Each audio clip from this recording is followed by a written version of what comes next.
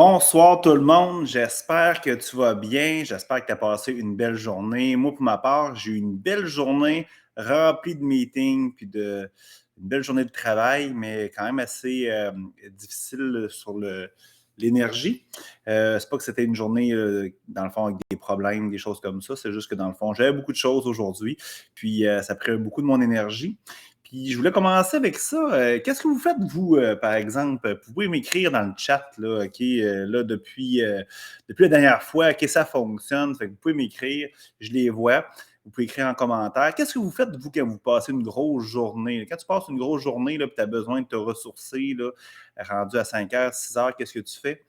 Moi, pour ma part, normalement, ce que je fais pour me ressourcer, pour reprendre de l'énergie, c'est faire du plein air, aller m'entraîner, tout ça.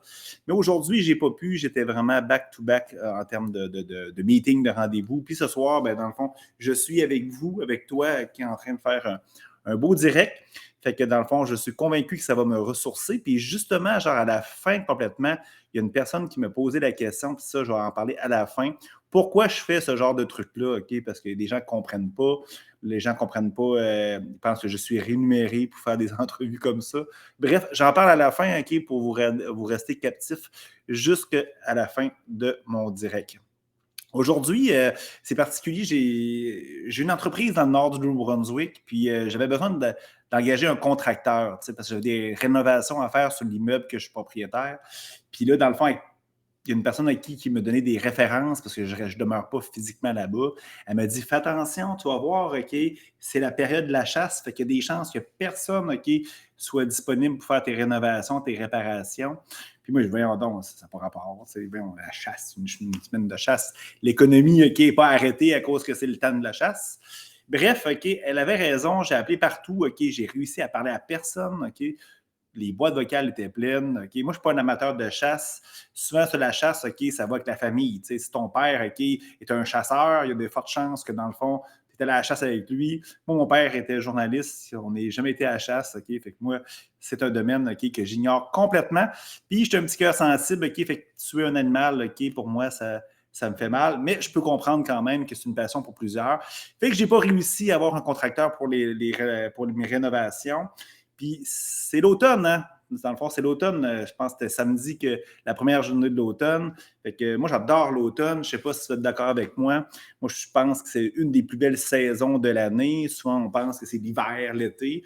Mais moi, je trouve que l'automne, OK, c'est une période de renaissance. OK? On laisse place, OK, à une nouvelle saison, l'hiver. Après un été formidable. Fait qu'il y a plein de couleurs. Moi, je suis un amateur de plein air, de randonnée, de montagne. Fait que c'est sûr, moi, aller faire des randonnées en plein air comme ça, OK, c'est sûr, avec les couleurs de l'automne, les odeurs, OK, c'est sûr que c'est fantastique pour moi. Puis, je vois ça comme une renaissance du renouveau pour laisser place à l'hiver. Puis moi, l'hiver, c'est une belle saison parce que je suis un amateur encore là, de randonnée de plein air. C'est tellement beau faire du plein air l'hiver, mais aussi, je fais de la planche à neige avec mes garçons. Les autres, ils font du ski. Puis cette année, j'ai choisi, moi, ça fait facilement plus de 20 ans que je fais de la planche à neige. Avec mes garçons, on en fait 2 à 3 fois semaine. OK, on est des accros là-dessus. Eux autres, ils ont commencé avec du ski. Moi, j'ai commencé avec la planche à neige. J'ai jamais fait de ski de ma vie. Puis là, j'ai choisi cet hiver plutôt. Cet été, j'ai choisi pour cet hiver que j'allais faire du ski. Fait que là, je vais m'acheter des équipements pour pouvoir faire du ski. Puis là, je voulais faire du ski hors piste. Tu sais, j'étais allé faire le Mont-Albert cet hiver à pied en marchant. Puis j'ai vu des gens avec des genres de ski de fond qui se convertissent en ski alpin pour faire de la descente. Je connais rien dedans présentement. Là. Fait que si j'ai l'air stupide, là, OK, pardonnez-moi. Bref, j'ai vu ça, j'ai dit, c'est sûr et certain qu'il faut que je m'achète ça. Fait que si vous avez des connaissances là-dedans, OK, je suis néophyte, je vais avoir des skis hors piste pour faire du ski alpin avec mes garçons, mais aussi du genre de ski de fond en forêt. Fait que je suis sûr que ça va être malade. Il y a des gens qui m'écrivent, fait que ça fonctionne. Je trouve un bon massage. OK. OK. Je comprends pas trop. C'est pas grave. C'est des choses qui arrivent quand on est en direct. Fait que c'est la journée de l'automne, OK? C'est le début de l'automne plutôt. Puis j'ai décidé, je suis allé prendre une marche avec mon garçon samedi, puis mon garçon m'a effectivement dit que c'était l'automne. Fait que j'ai trouvé ça vraiment une belle période, OK, pour pouvoir faire une méditation. Fait que dimanche dernier, j'ai fait une belle méditation pour pouvoir reprendre notre pouvoir, pour pouvoir aussi faire la paix avec le passé. Je sais que plusieurs d'entre vous, depuis plusieurs mois, vous avez eu des choses plus difficiles, vous vivez des expériences moins intéressantes, beaucoup d'apprentissage, beaucoup d'expériences, puis de défis que je pourrais dire des enjeux. Mais dans le fond, l'automne, c'est la saison idéale pour pouvoir, comme je disais tantôt, de passer à du nouveau, à quelque chose d'extraordinaire. Fait que dans le fond, je fais une belle méditation pour faire ça. Et aussi se prédisposer à recevoir toutes les belles choses que la vie a à nous offrir. Fait que ça, j'ai fait, c'est que si vous voulez écouter ma méditation, vous pouvez aller sur mon canal YouTube. Allez sur YouTube, là, je pense que c'est Caval 2252, c'est pas que je pense, j'en suis convaincu. Il est même écrit en haut, là, vous voyez à commercial, en Caval 2252. Fait que j'ai beaucoup de contenu là-dessus, dont ma méditation, pour pouvoir faire la paix avec le passé, puis pouvoir reprendre notre pouvoir, puis aussi, dans le fond, être capable de recevoir toutes les belles opportunités on a demandé à l'univers et que la vie a à nous offrir. Fait que, bref, si vous aimez ce que je fais, encore là, j'explique pourquoi je fais ça tantôt à la fin. Je vais vous rester captif, mais dans le fond, si vous aimez ce que je fais, ben, partagez, likez mes publications, cette entrevue-ci. Partagez, ça va me faire plaisir, puis ça va aider plus qu'une personne, j'en suis convaincu. Si ça vous fait du bien, mais dans le fond, ça va faire du bien à d'autres personnes. Fait que moi, j'espère que ça vous fait du bien, parce que moi, ça me fait du bien énormément de vous parler. Le premier sujet que les gens m'ont demandé aujourd'hui, parce que pour ceux qui, c'est la première fois qu'ils se connectent, c'est que je demande aux gens des sujets d'idées, de conversations que je peux avoir. Puis la première personne m'a parlé du télétravail. C'est quoi un peu ma relation avec le télétravail, puis qu'est-ce que je pense de ça. C'est sûr, au niveau du COVID, vous savez, le télétravail a été vraiment beaucoup à la mode. Même Desjardins, je pense que dans le fond, ils commencent tout juste à ramener les employés directement dans leur bureau. Bref, c'est sûr que moi, je suis un adepte du télétravail depuis plusieurs années.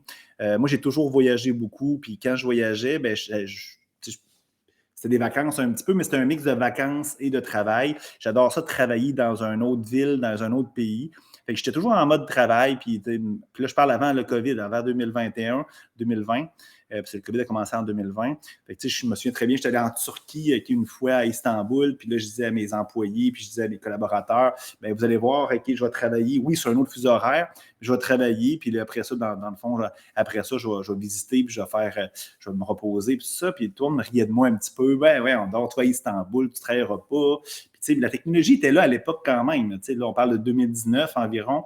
La technologie était là pour travailler à distance. Il y avait des VPN, des caméras, on avait tout ça, des micros, des plateformes Zoom n'existait pas nécessairement, Microsoft Teams non plus. Il y avait d'autres types de plateformes qui existaient, d'autres réseaux sociaux. Fait que dans le fond, ça fonctionnait. Puis tout le monde riait de moi, personne ne me croyait, puis je peux vous dire, je travaillais dans ce mode-là, puis ça allait super bien. Puis là, le COVID est arrivé, puis là, toutes les technologies ont sorti, ça s'était rendu plus accessible à tout le monde, Microsoft Teams, Zoom, tout le monde s'est équipé aussi pour pouvoir faire ça. Puis là, aujourd'hui, le télétravail fait partie de notre vie. Puis là, c'est tout acceptable, puis ça fonctionne super bien. Puis, bon, il y a eu des enjeux dans le COVID, beaucoup d'isolement. C'est pas fait pour tout le monde. Je sais, j'ai vécu ça pendant la pandémie, quand nos bureaux étaient fermés. Vous le savez, je suis propriétaire d'entreprise, j'ai plusieurs employés, puis il y a des gens qui n'aiment pas ça travailler de la maison, c'est dur sur le moral. Surtout les gens que c'est le seul contact physique qu'ils ont, c'est souvent genre les gens du bureau. Il y a beaucoup de personnes qui ont trouvé ça difficile. Mais pour ma part, moi, j'adore le télétravail. Sérieusement, je suis doublement plus productif quand je travaille de la maison ou partout ailleurs. J'adore ça aller au bureau, j'adore ça, ça prend des contacts, c'est sûr et certain. Surtout en étant propriétaire d'une entreprise ou directeur ou c'est un leader d'une organisation, ça prend des contacts humains. C'est important de rencontrer les employés, rencontrer les clients. Mais pour ma part, quand je vais au bureau, comme là, demain, je vais au bureau, puis c'est correct, mais c'est sûr que je vais rentrer, je vais dire salut à tout le monde. Avant de commencer à travailler, ça va prendre une demi-heure, je vais aller me chercher un café, il y a quelqu'un qui va m'accrocher à la salle de bain, peu importe. Il y a beaucoup plus d'informels puis de discussions de corridor qui, selon moi, est essentiel. Mais c'est sûr, quand je vais au bureau, comme demain, puis jeudi, je vous le dis, je me mets juste 2-3 choses à réaliser dans ma journée, parce que je le sais que dans le fond, je vais faire d'autres choses que pouvoir dépiler des dossiers, dépiler des mandats ou des objectifs que je me suis fixés. Fait c'est ça qui arrive. Puis qu'est-ce qui est le fun en télétravail aussi, c'est que oui, on est plus productif, on peut faire plus de choses, on est moins dérangé, il y a moins des conversions de corridors, mais aussi, c'est que, tu sais, si mettons, on se met 1 heure, par exemple, OK, pour un meeting, on le fait à distance, on le fait virtuellement parlant, ça prend une demi-heure, bien, on a une demi-heure de lousse, OK, entre 2 meetings, qu'on peut vraiment prendre un autre dossier puis le mener à terme facilement. Tandis que souvent, bien, quand on fait un meeting en présentiel, bien, on va dans la salle de conférence, on va dans le bureau du collègue ou peu importe, où on se déplace rencontrer un client. Puis après ça, bien, on a tendance à prendre l'heure au complet ou le temps qui nous est alloué. On ne sait pas pourquoi. Puis on fait beaucoup d'informels aussi. Tu sais. C'est facile de dire, par exemple, en présentiel, hey, salut, as-tu passé une belle fin de semaine? Ah oui, je suis allé à la chasse, OK, puis ben, c'est telle chose qui s'est passée, puis tout ça. Mais on dirait qu'en virtuel, OK, on est plus, OK, vraiment droit au but, fait que ça va beaucoup plus rapidement, fait qu'on dépile plus de dossiers. Puis aussi, dans le fond, on est capable de créer des moments de détente aussi. Souvent, en 2 meetings, bon, il y a 15 minutes, OK, ben c'est pas rare que je vais venir m'asseoir sur mon divan, OK, en finissant mon café pour méditer un petit peu, me reposer. Tu sais, des fois, je vais même fermer les yeux, aller dehors à l'extérieur, sur ma terrasse. Il y a beaucoup de choses comme ça qu'on fait pour pouvoir calmer, puis passer, puis être prêt, puis être disposé à aller à un autre meeting. Et moi, c'est sûr, ça me plaît beaucoup le télétravail. Puis, tu sais, même au niveau des vêtements, tu sais, je me souviens très bien, avant la COVID, ben, j'étais du genre à m'habiller à veston-cravate qui est tout le temps. Tu sais, il y avait comme un protocole d'entrepreneur. Puis là, on dirait, ben, dans le fond, avec le virtuel, ben, on dirait que l'habillement qui a beaucoup les exigences, ou peu importe. Là, on peut s'habiller plus comme on veut, puis tout ça. En culotte courte, moi j'aime ça être en culotte courte, je sais pas, nu-pied aussi. Fait que, on peut le faire aussi. Fait que c'est beaucoup plus léger, plus mon style à moi, mon style où que normalement quand je travaille pas, je m'habille comme ça. Fait que ça fait vraiment du bien pour le moral. Puis je suis capable de faire de belles choses, puis livrer beaucoup plus de choses en télétravail. Mais je sais que c'est pas fait pour tout le monde de ce côté-là. Puis je pense que dans le fond, ça ne reviendra pas nécessairement à 100% le télétravail, je dirais revenir à 100% dans les bureaux. Je pense que ce qui va arriver, c'est qu'il va y avoir un mix un peu entre les deux. Je pense que c'est comme un avantage aussi pour travailler pour un employeur qui accepte de faire du télétravail. La conciliation travail-famille, c'est super intéressant aussi. Fait que, tu sais, je pense à baisser aussi un peu les normes aussi. C'est pas rare aussi qu'on parle, par exemple, avec un client ou même un partenaire qui est en train de... Tu vois un enfant passer en arrière, comme on a vu si souvent pendant la COVID. À ça, c'est rendu acceptable. Un chien qui jappe, une laveuse sécheuse qui est en fonction pendant que tu fais un meeting, entre 2 meetings, tu vas la vider, tu vas la mettre dans la sécheuse. Il y a beaucoup de choses aussi qui peuvent être faites au-delà de tout ça. Fait que je trouve ça super intéressant, le télétravail. C'est juste qu'il faut que ce soit fait comme il faut. Il faut faire attention aussi, si tu l'offres à quelqu'un au travail, ben, il faut être équitable, il faut être juste aussi. Fait que, c'est ça, il faut penser. Il y a des postes aussi, c'est plus difficile, des postes, mettons, de techniciens qui doivent faire des réparations. Ben, des fois, c'est voire pratiquement impossible. Fait qu'il faut voir un peu dans le contexte si ça s'applique tout ça, puis aussi pour toi, si ça te parle, puis ça te fait du bien de ce côté-là. Fait que je pense qu'aujourd'hui, là, les employeurs vont devoir être plus ouverts, puis être adaptables pour chacun des types de personnes. J'espère que pour vous, ça vous parle un peu le télétravail, puis j'espère que dans le fond, vous trouvez ça intéressant. Un autre sujet que vous aimez beaucoup, parce que je publie beaucoup de stories ou de photos sur mes réseaux sociaux, les gens veulent savoir c'est quoi que j'ai fait comme randonnée. Là. C'est sûr que je n'ai fait plusieurs cette semaine, la semaine dernière. Je suis allé 2-3 fois au Parc national de la Jacques-Cartier. Ça, c'est comme mon parc, c'est proche de chez nous. C'est peut-être à 20 minutes, 30 minutes de chez moi, à Lévis. C'est facile, c'est simple. Je suis membre de CEPAC, ça ne coûte pratiquement rien. Plusieurs sentiers aussi, quoique présentement, la route après le 10e kilomètre, c'est en réparation, fait qu'il y a beaucoup moins de sentiers, mais ça, j'adore ça, l'escarpement, genre l'éperon, où tu te prends un peu partout, là, les mésanges, puis tout ça, c'est super agréable comme place, mais ça, c'est comme une petite randonnée de semaine ou simple, là, parce que dans le fond, j'en parle régulièrement du Parc national de la Jacques-Cartier. Mais quelque chose que j'ai fait extraordinaire, en fin de semaine, je voulais faire vraiment une randonnée différente, quelque chose que je n'avais pas fait. Puis je voulais aller dans Charlevoix. Fait que je suis allé faire un sentier que ça fait longtemps que je voulais faire. Ça se trouve être le sentier du monde du Dôme dans Charlevoix. Ça, c'est environ, c'est dans Charlevoix, bien sûr. C'est environ à 20-30 km de Baie-Saint-Paul à Charlevoix. Si vous connaissez le parc national, le CEPAC encore toujours, le parc national des Grands Jardins, là, le mont du lac des Cygnes, des choses, il y a le mont Pee-Wee aussi. C'est dans ce coin-là. Okay? Fait que c'est tout près, okay? C'est à quelques minutes là, de ce parc national-là. Je pense pas que ça en fait partie, parce que ça fait partie plus d'une ZEC. Là. Mais bref, fait que c'est super intéressant. C'est un sentier d'environ. Je me suis pris les petites notes. Là, okay. Moi, c'est sûr, j'ai fait les 3 sommets. Là, je ne sais pas si ça s'appelle comme ça. C'est le sentier du mont du Dôme, mais il y avait 3 sommets. Il y avait effectivement le mont du Dôme.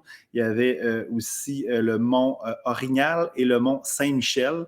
Fait que c'est une randonnée d'environ 12 km, entre 10 et 12 km. Et ici, c'est marqué 11,5. Ils disent environ 4 à 6 heures. Moi, j'ai fait à 3 heures, 3 heures et demie.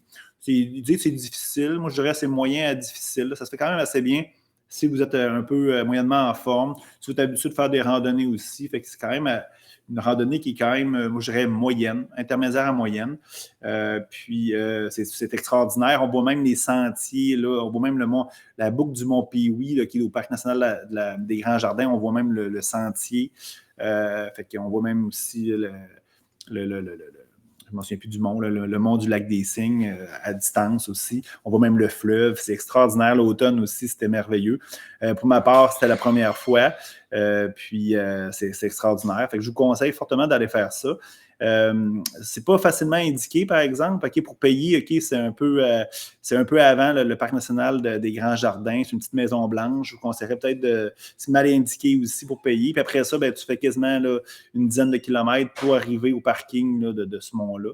Fait que c'est un petit peu mal indiqué. Je devrais peut-être vous informer un peu sur Facebook là, pour voir si c'est pour avoir les vraies informations. Je regarde un petit peu les commentaires. Super, j'ai des gens qui sont en forme présentement. J'ai quand même beaucoup de monde aujourd'hui aussi qui m'écoute, ça fait que je suis content. La semaine dernière, par exemple, c'était ma semaine record. Je ne me souviens plus comment il y avait de personnes, là, mais je sais que je l'avais noté, là, vous avez battu un record là-dessus. Fait que le sentier du mont du Dôme, qui est extraordinaire à faire absolument. Ma prochaine randonnée, ce ne sera pas en fin de semaine prochaine. C'est sûr, ça se peut que j'en fasse des petites, pour juste le plaisir. Mais ma prochaine, c'est dans le fond, c'est la fin de semaine du 6, 7, 8 octobre, ça va être le mont Washington aux États-Unis. C'est situé dans les montagnes blanches du New Hampshire. C'est vraiment là. J'ai jamais été, fait que c'est ma première fois que je vais y aller. La montagne a pratiquement 2000 mètres, c'est 1917 mètres exactement. C'est une randonnée qui est assez difficile, parce qu'il paraît que c'est assez abrupt et surtout la température change drastiquement là, sans trop de préavis. Fait que ça va être une randonnée. Il ne marque pas nécessairement combien de temps ça prend. Je ne l'ai pas noté, mais c'est une randonnée vraiment exceptionnelle. Fait que je vous invite, si ça vous intéresse, à me suivre. C'est sûr, je vais publier des photos. Puis je vais en parler probablement dans ma prochaine entrevue que je vais faire. Encore là, les gens aiment ça savoir les derniers livres ou le livre du moment que je suis en train de lire, les derniers films que j'ai écoutés. Moi, c'est sûr, j'essaie d'éviter les distractions le plus possible. Fait que c'est rare que je vais lire des romans, puis c'est rare que je vais écouter la télévision, là, exemple Occupation double ou des trucs comme ça. Je vais beaucoup plus écouter des documentaires, des choses ou des films un petit peu plus historiques ou un petit peu plus spirituels. Puis mon dernier film, c'est par hasard, si hasard soit-il, vous le savez que ça n'existe pas des hasards, hein, c'est toutes des synchronicités de la vie. Le dernier film, c'est Agora, que j'ai écouté. J'aurais peut-être dû prendre une photo. C'est un film qui est quand même assez récent. C'est des acteurs connus aussi. Ça se passe à Alexandrie, en Égypte.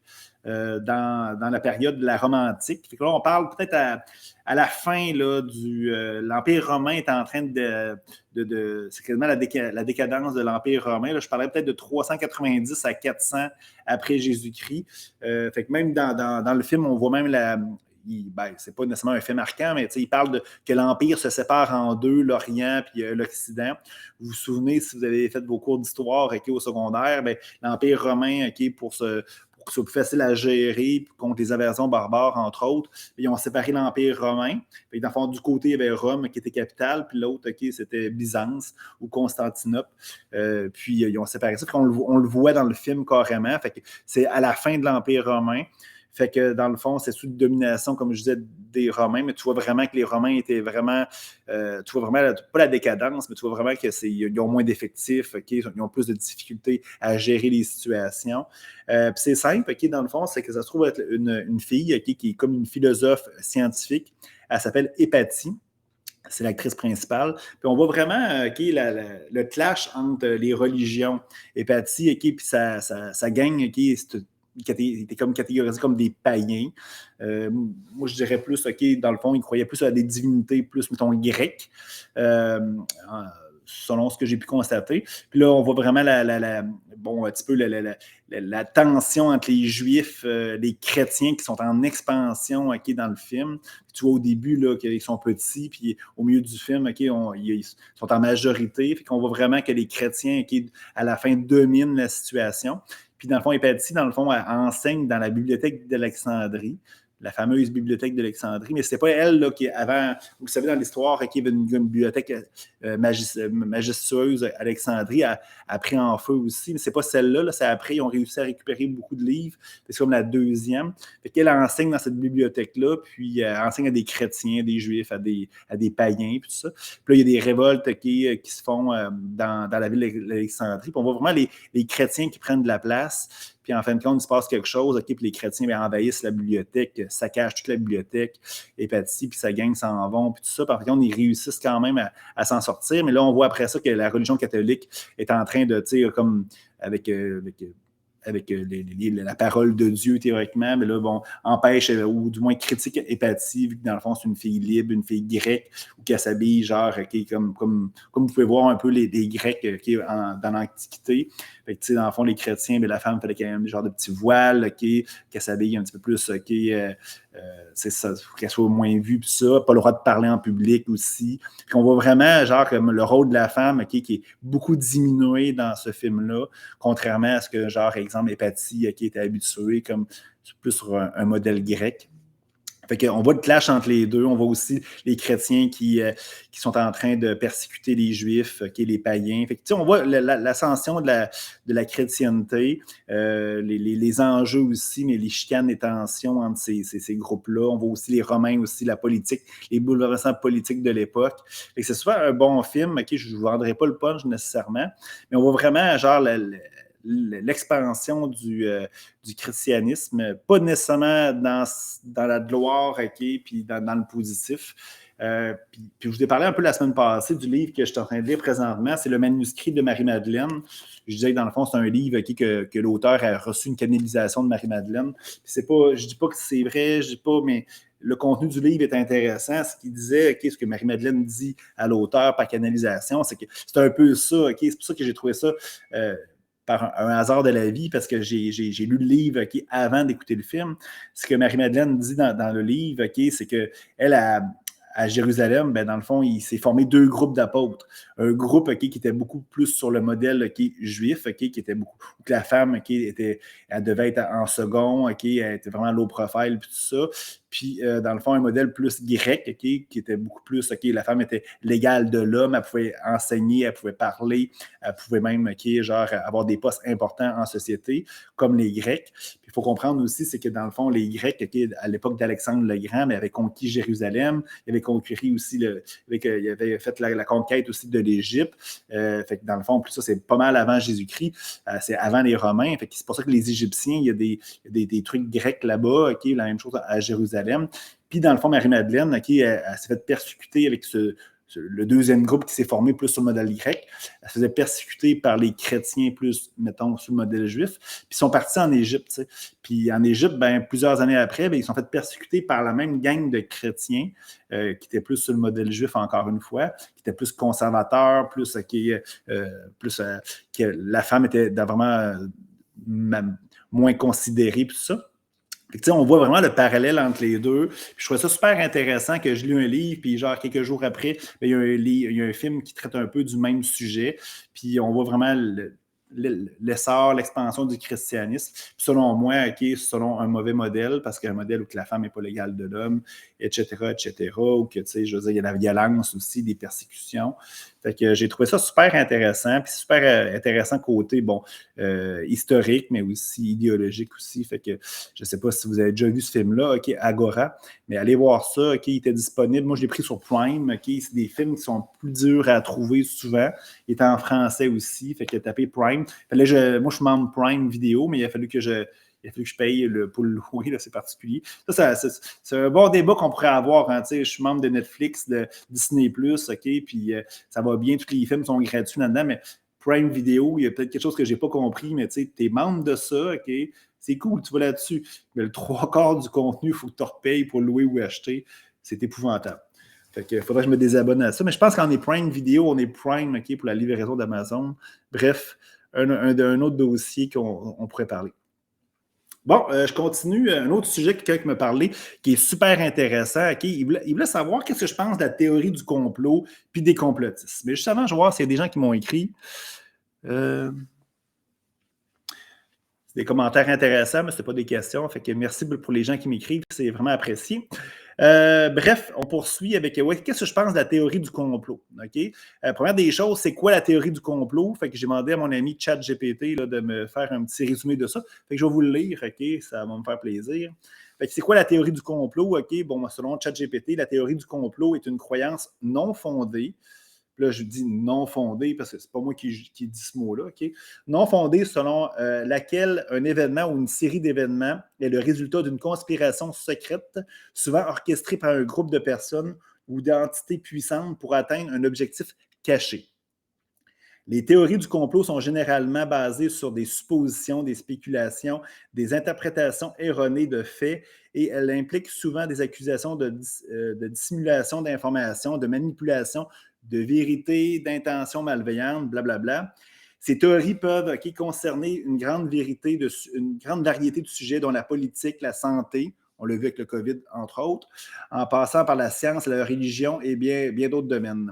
Certaines théories du complot sont aussi bien connues, telles que celle prétendue de la dissimulation des attentats du 11 septembre, blablabla. Okay, bon.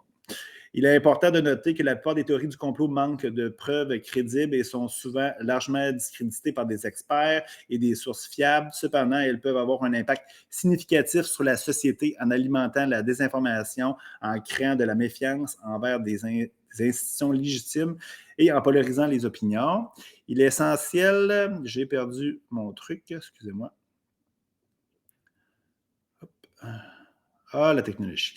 Il est essentiel de faire la preuve du scepticisme critique et de chercher des informations auprès de sources fiables en vérifiant lorsqu'on est confronté à des théories du complot, plutôt que d'accepter aveuglément des allégations non prouvées. La propagation de fausses informations peut avoir des conséquences néfastes sur la société et la démocratie. Comme je vous ai dit, OK, c'est pas moi qui ai dit ça, c'est ChatGPT qui a fait un résumé de c'est quoi la théorie du complot. Moi, pour ma part, surtout pendant la COVID, vous le savez, qu'est-ce qui s'est passé. Il y a beaucoup d'informations qui ont circulé. On peut dire ce qu'on veut sur de l'information. Des chiffres, moi j'ai appris, je suis un entrepreneur. On peut dire aussi ce qu'on veut sur des chiffres. C'est toujours question de perception, d'interprétation. Je le dis tout le temps, la vérité n'existe pas. Du moins, elle existe uniquement dans chacune de vos réalités. Ça ne sert à rien d'imposer sa vérité aux gens, parce qu'on est tous différents, on a tous des réalités différentes. Ça, il faut comprendre. Moi, je ne suis pas là pour dire que ces gens-là, ils ont une mauvaise information. Moi, dans mon monde, puis je vous le dis, j'ai choisi de mettre des choses, des belles choses, des choses non négatives, juste du positif. Moi, la noirceur n'existe pas dans mon monde. La peur, la souffrance n'existe pas. J'ai juste choisi de mettre des belles choses. Puis j'ai compris quelque chose, c'est que si tu choisis de mettre des choses négatives, ben ça va se matérialiser parce qu'on est capable de créer notre réalité.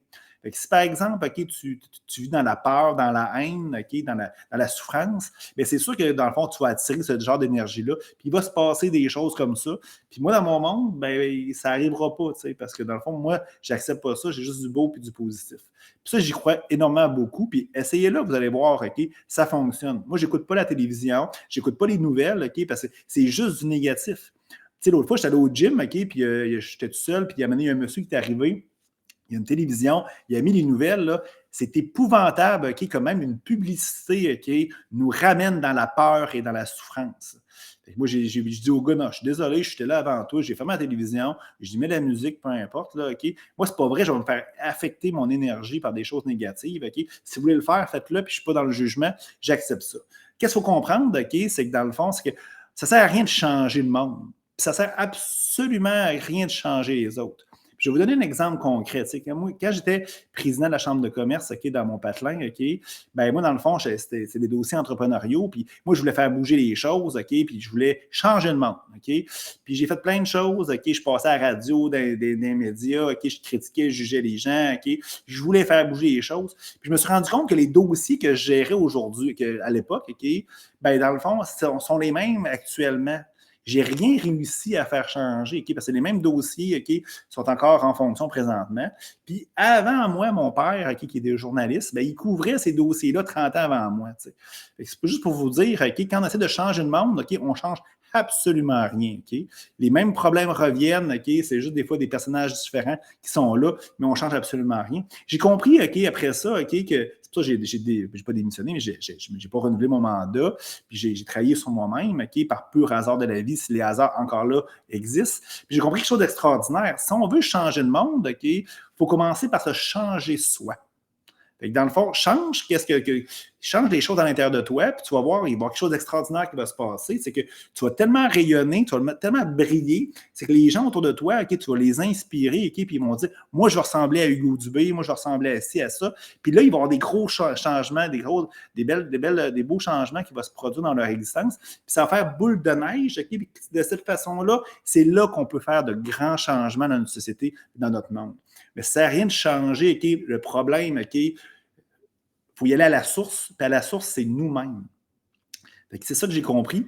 J'ai beaucoup plus changé, OK, le monde en étant assis dans mon salon, en travaillant sur moi-même, puis en envoyant de la belle vibe, OK, puis de la belle amour à l'humanité, qu'en étant dans la haine, OK, puis en critiquant, puis en jugeant les gens. Puis l'autre chose, OK, c'est que la seule façon, OK, d'enrayer la haine. Fait que si, mettons, vous êtes complotiste, OK, puis vous croyez à ça, qu'il y a des théories du complot, ça vous appartient, puis je respecte ça.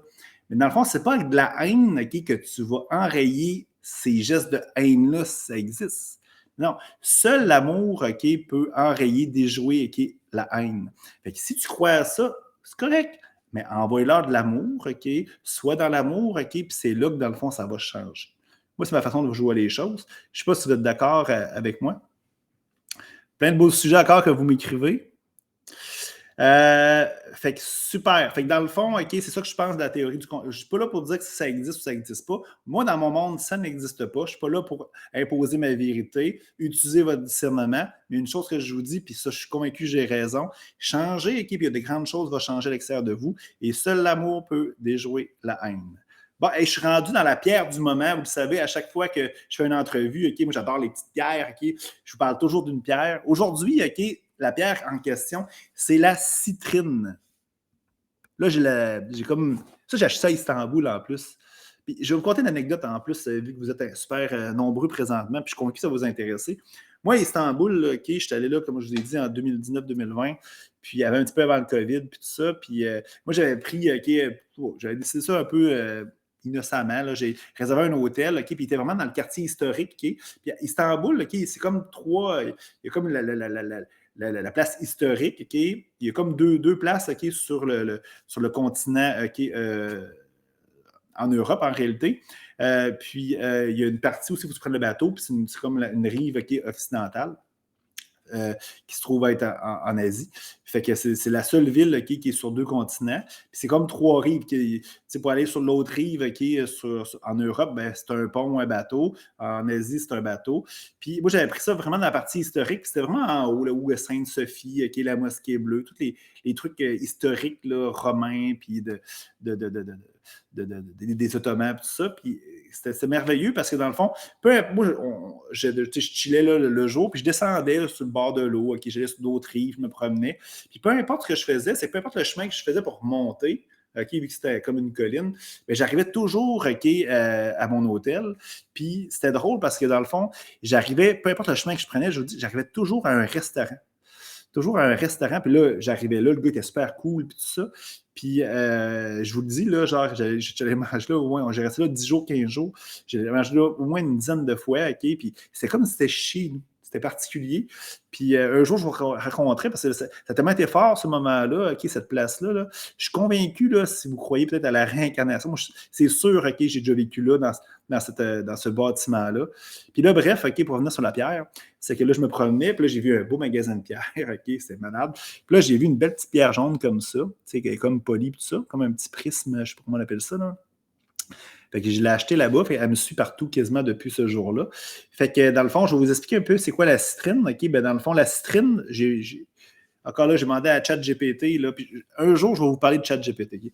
Ce qui est l'intelligence artificielle. J'ai demandé à ChatGPT de me résumer, OK, c'est quoi une citrine. Alors, OK, la citrine est une pierre précieuse jaune orangée, comme vous pouvez voir, souvent associée à des significations spirituelles positives et à des propriétés énergétiques bénéfiques, comme la plupart des pierres. Sur le plan spirituel, la citrine est souvent considérée comme la pierre de la joie, de la prospérité. Souvent, le monde l'appelle la pierre du marchand. Dans le fond, de l'abondance, OK, la citrine, OK. Fait que si tu veux de l'abondance dans ta vie, pas juste de l'argent, là, la prospérité, mais aussi toute l'abondance d'amour, peu importe tout ce que tu désires, cette pierre-là est pour toi, et de l'abondance. Voici quelques-unes des significations spirituelles couramment associées à la citrine. Bon, la citrine est souvent considérée comme une pierre, comme je l'ai dit, de joie et elle apporte le bonheur, l'abondance, la prospérité, énergie solaire. En raison de sa couleur jaune ou dorée, la citrine est souvent liée à l'énergie du soleil. Elle est censée apporter la chaleur, la clarté et de l'énergie positive. La créativité et la manifestation. Souvent, c'est une pierre aussi, on parlait du marchand, mais tu sais, c'est une pierre d'entrepreneur, créativité, manifestation. On dit que la citrine stimule la créativité et facilite la manifestation des désirs et des intentions. Elle peut aider à transformer les rêves en réalité. Elle est top, la citrine, à vous, elle est top. La confiance en soi, la citrine est également associée à la confiance en soi, à l'estime de soi. Elle peut aider à surmonter les doutes, les peurs, favorisant ainsi la meilleure perception de soi. Bon, les chakras, pour terminer, ben, dans le fond, ça se trouve être une pierre associée au chakra du plexus solaire, situé au niveau de l'estomac. Elle est censée équilibrer ce chakra, favorisant aussi la clarté mentale et l'estime de soi. Comme tu peux voir, c'est vraiment une belle pierre. Et cette pierre-là aussi, je l'ai plus en brut. Là. Dans le fond, le monde pense, là, ça ne sort pas là, d'une montagne. Tu ne te promènes pas, genre, par exemple, en forêt, puis tu dis, hey, crip, j'ai une citrine comme ça. Ça vient soit d'une roche comme ça. Tu vois un petit peu, là, c'est le contour de la roche, puis dans le fond, à l'intérieur, ben, c'est ça. Ici, un petit peu.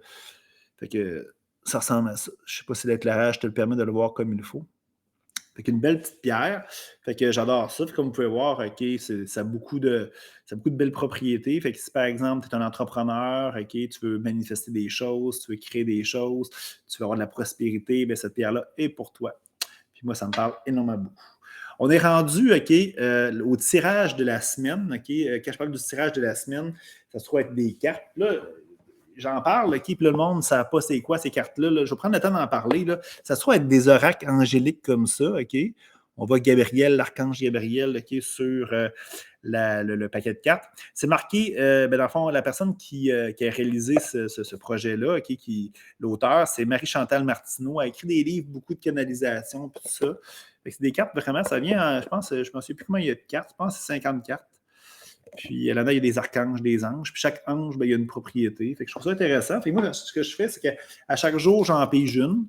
Puis dans le fond, le truc, dans le fond, pour en piger une, c'est que dans le fond, tu fermes les yeux, tu prends 3 bonnes respirations, tu donnes un peu de l'amour au paquet de cartes en les brassant, puis tu en piges une. Puis cette carte-là, ben, dans le fond, c'est comme mon thème de la journée. Puis je peux vous dire, OK, tu sais, à chaque jour, OK, quand je la pige, tabarouette, OK, c'est vrai. Puis des fois, même, je la mets à côté de mon laptop, OK, puis exemple, mettons, j'ai des meetings un moins agréables, OK, bien, soit je regarde ça, puis OK, c'est l'ange de la paix aujourd'hui, OK, ou, fait que, tu sais, c'est ça. Fait que ça m'aide beaucoup, OK, à refocuser sur mon thème. Puis là, aujourd'hui, bien, dans le fond, c'est ça. Fait que je vais vous en piger une.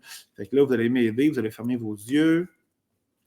Je vais brasser le paquet de cartes. On va prendre 3 bonnes respirations. Ouais, fais-le, là.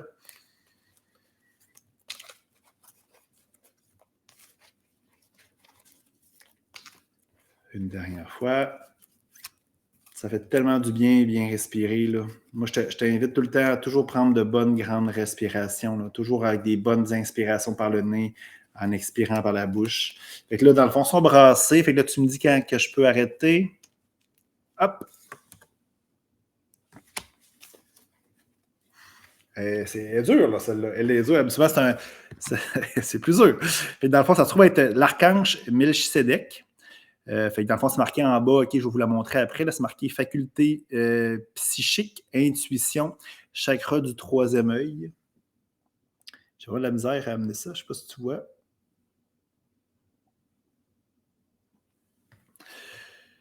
Je trouve ça super intéressant. C'est plus dur quand c'est un archange, parce qu'il y a moins de propriétés. Fait que moi, dans le fond, qu'est-ce qui me vient? C'est sûr que c'est important d'écouter son intuition, hein, puis on a tendance, OK, les gens ont tendance, ils ont souvent des choses qui popent au quotidien en eux. Puis souvent après ça, ben, ils l'interprètent avec leur tête, OK, puis là, puis c'est transformé avec leurs blessures, leurs expériences de vie ou peu importe. Puis après ça, ben, une information qui était valable, OK, ben, souvent après ça, ben, elle est transformée avec nos peurs, nos blessures. Puis dans le fond, qu'est-ce qui se passe? Ben, dans le fond, c'est plus rendu nécessairement une vérité. T'sais. Fait que, tu sais, moi, le truc souvent que je donne aux gens, OK, c'est que, tu sais, si, mettons, tu as une décision à prendre, ben c'est justement d'aller écouter cette intuition-là qu'on a tous à l'intérieur de nous. Puis, tu sais, le truc, c'est de la développer, son intuition. Tu sais, c'est ça, c'est comme une faculté. C'est comme toute chose. Si tu joues au soccer, OK, ben, faut que tu pratiques pour être bon. Tu sais, sinon, genre, tu vas toujours être ordinaire ou pas bon. Tu sais, c'est tout à fait normal. Tu sais. Puis tu pourrais être le meilleur joueur de ping-pong au monde. Si tu n'as jamais joué, tu ne le sauras jamais. Fait que ça se pratique. Tu sais. Fait que là, il y a des trucs. Je vais vous donner des trucs que je pratique régulièrement. C'est que dans le fond, tu peux pratiquer, par exemple, très simplement, si tu t'assis devant ton perron, par exemple, là, tu dis, OK, la prochaine voiture, elle va être quelle couleur? Puis là, tu te connectes. Puis là, qu'est-ce qui pop tout de suite, là? Ben, tu dis, OK, elle va être rouge. Puis là, tu te pratiques comme ça. Tu vas te tromper souvent. Là. Tu vas te tromper souvent, puis tu vas voir, OK, un jour, OK, moi, je suis convaincu, parce que moi, ça fonctionne pour moi, tu vas arriver assez précisément OK, avec des bonnes réponses. Il faut comprendre une affaire, c'est que l'intuition ne parle pas nécessairement en mots. Tu sais, si par exemple, mettons, tu dis la prochaine voiture va être quelle couleur, ça, si tu entends le mot rouge, OK, c'est ta tête qui parle. C'est comme une vibe, c'est comme une intuition. Ça ne parle pas en mots, ça parle en sentiments, ça parle en émotions. Je ne sais pas si tu comprends. Là. Si ta tête, si le truc pour savoir si ta tête ou ton cœur, ben, si c'est des mots, c'est ta tête, si c'est des émotions, une vibe, un sentiment, un frisson, ben, là, c'est plus ton intuition. Il faut que tu saches, OK, faut que tu saches ça, il faut que tu te pratiques. Autre chose, OK, si par exemple, tu as une décision à prendre, comme je disais tantôt, ben, tu peux prendre 3 bonnes respirations, puis là, tu dis, OK, mettons que tu veux, par exemple, est-ce que je pars en voyage en Équateur avec Hugo? T'écoutes. Tu peux arriver, mettons, plus avec une affirmative, avec une question oui ou non. T'sais. Je pars en voyage avec Hugo en Équateur en décembre prochain. T'écoutes. Je ne pars pas en Équateur avec Hugo en décembre prochain. Puis là, tu regardes la différence entre les deux. C'est peut-être plus difficile parce que là, ton mental va embarquer. OK, ça coûte de l'argent, il y a un commitment à faire, OK, il y a des ateliers à faire, il y a des choses comme ça. Je suis en train de me plugger. Tu pourrais y aller, par exemple, OK, avec un repas pour souper. Là, tu dis, par exemple, OK, ce soir, OK, je mange. Puis là, tu dis ton repas préféré. T'écoutes. Puis là, tu fais l'inverse. Ce soir, je mange la chose que tu aimes le moins. OK? Puis là, tu vois la différence. C'est pratiquer, OK, comment ton intuition te parle. Puis, tu sais, moi, j'ai appris que, tu sais, bon, il y a des gens qui ont des frissons. Moi, j'ai appris que mon intuition me parle, OK, c'est comme si mon cœur arrêtait quelques secondes. Bon, ça a l'air un peu morbide, là. Souvent, je pensais au début, OK, que dans le fond, j'avais vraiment un problème cardiaque. Je suis même allé à l'urgence plusieurs fois pour voir, OK, si j'avais des problèmes. Ils n'ont jamais rien trouvé, OK, mon cœur était nickel, OK. Puis, en fin de compte, j'ai compris que dans le fond, quand là, je suis connecté, puis mon intuition, ma petite voix me parle, ça fait comme un sautement de battement de cœur. C'est tellement perceptible que dans le fond, je n'ai pas le choix d'écouter. Tu sais. Je sais qu'il y en a que c'est des frissons, il y en a que c'est, peu importe, des sensations sur le corps, il y en a que c'est d'autres choses. Fait écoutez comment votre intuition se parle, puis essayez de la mettre de l'avant-plan tout le temps. Puis cette carte-là, ben, c'est ça. C'est une invitation à écouter son intuition, puis aller dans cette voie-là qu'on n'est pas habitué, que personne ne nous a appris à la naissance, puis dans notre éducation. On a appris qu'il fallait penser, il fallait réfléchir, le cerveau cartésien, tout ça. Mais dans le fond, il y a beaucoup d'intelligence aussi plus subtile qui se trouve avec notre intuition, puis tout ça. Puis c'est puissant, ça. Fait que testez-la. Si vous ne la testez pas, ben, vous ne pourrez pas avoir de la justesse plus facilement puis pouvoir l'écouter avec plus d'aisance. Fait que cette carte-là, je vous invite à ça. Je continue. J'ai quasiment terminé aujourd'hui. Je n'avais pas beaucoup de sujets nécessairement. Vous étiez plus tranquille sur les questions. Si vous voulez me poser des questions, gênez pas, écrivez-moi en commentaire, ça va me faire plaisir. J'ai un dernier sujet pour conclure. J'ai une personne, ça c'est souvent demandé, Hugo, pourquoi tu fais ça? Ce que je fais de façon générale, c'est que je fais des entrevues comme je fais présentement. Tu n'as pas mis d'argent, là, vous êtes une quarantaine présentement à m'écouter, c'est gratuit, vous n'avez pas mis de l'argent, vous avez juste pris votre temps, that's it. Je fais des ateliers aussi de croissance personnelle, bon, oui, c'est facile, j'en fais dans mes voyages, mais j'en fais aussi sur Zoom régulièrement. Si vous allez sur ma chaîne YouTube, qui est écrit en haut, bien, il y a plein d'informations, puis il y a plein d'ateliers là-dessus. Je donne des conférences gratuites, je l'ai donné le 28 août aussi, c'était merveilleux. Bon, je fais des méditations comme j'ai fait dimanche passé. J'ai écrit un blog, là, je suis moins assidu depuis environ quelques semaines. Là. J'écris beaucoup de contenu. Je fais des publications sur Facebook, tout ça. D'ailleurs, si vous voulez être membre de ma communauté en cavale qui est exclusif, soit mes membres, mes clients, bien, écrivez-moi, ça va me faire plaisir de vous inviter dans cette communauté-là. Je mets du contenu exclusif là-dessus. Bref, pourquoi je fais ça? Le monde pense que je suis rémunéré, ils pensent que j'en reçois de l'argent, tout ça. C'est sûr que quand tu fais des vidéos sur YouTube, puis tu peux être monétisé, la même chose sur TikTok et plusieurs autres réseaux sociaux. Mais moi, j'ai pas le succès de certains YouTubeurs qui ont des millions de vues. Fait c'est sûr, je peux pas monétiser ça. Fait que, clairement, je le fais de façon bénévole. Je le fais parce que ça me nourrit énormément. Comme je vous ai dit, aujourd'hui, j'ai une journée assez remplie. J'ai eu plusieurs meetings aussi, peut-être un petit peu moins intéressants, où il a fallu que je prenne des décisions pour être entrepreneur, c'est ça, être leader, c'est ça. Puis bref, j'étais fatigué, puis je savais que dans le fond, en faisant une entrevue comme aujourd'hui, ça allait me nourrir, oui, ça allait me donner de l'énergie, ça allait aussi me motiver. Fait que ça, faire ce qu'on aime faire, ça nous donne de l'énergie. Fait que pourquoi je fais ça? Parce que j'aime ça, j'aime ça. Puis, souvent, je me lève le matin, puis, je prévois pas, je sais pas si je vais en faire une mardi prochain, une entrevue. Souvent, ça m'arrive, je me lève le matin, je médite, puis ça apparaît, Hugo fait une entrevue, puis les sujets, ils viennent par vous, par moi, fait que c'est ça, puis je suis convaincu que si vous m'écoutez présentement, c'est des choses qui vous parlent, c'est des choses que vous avez besoin sur le moment présent. Fait que c'est ça, fait que je le fais simplement parce que dans le fond, je veux vous aider, je veux m'aider, ça me fait du bien. Fait que tout simplement, c'est ça, c'est une intention très pure, très noble, puis selon moi, c'est la plus belle intention qu'on peut avoir. Fait que c'est ça. Fait que moi, j'aurais terminé pour ce soir. J'ai quand même fait un bon 45 minutes, voire 50 minutes. Fait que dans le fond, si, encore une fois, puis je me répète, si tu aimes ce que je fais, tu veux partager cette bonne nouvelle-là, like, fais j'aime, fais le petit pouce, fais un petit cœur, peu importe. Partage, puis je sais que les gens, des fois, on n'a pas tendance à partager, puis si on ne veut pas, soit voler nos sources, qui nous fait du bien, ou carrément, polluer notre mur Facebook. Je comprends ça, mais parlez-en, puis prenez mes idées, prenez mes sujets, parlez-en à vos voisins, parlez-en à vos amis, à votre blonde, à votre conjoint. Ça va me faire plaisir. Si vous avez des sujets que vous voulez que je parle, gênez-vous pas. Si vous voulez que je vous interviewe pour qu'on parle de certains sujets, ça va me faire plaisir aussi. Fait que c'est tout. Fait que dans le fond, je vous remercie d'avoir écouté mon entrevue. Ça m'a fait vraiment du bien. Je suis convaincu, si vous m'avez regardé au début versus maintenant, je suis beaucoup plus énergétique, j'ai beaucoup plus d'énergie. Alors, je vous souhaite une belle fin de soirée. Pour les gens qui m'écoutent en rediffusion, c'est simple. Je vous souhaite une bonne journée. Puis, on se reparle très bientôt. Alors, bonne journée tout le monde. À la prochaine.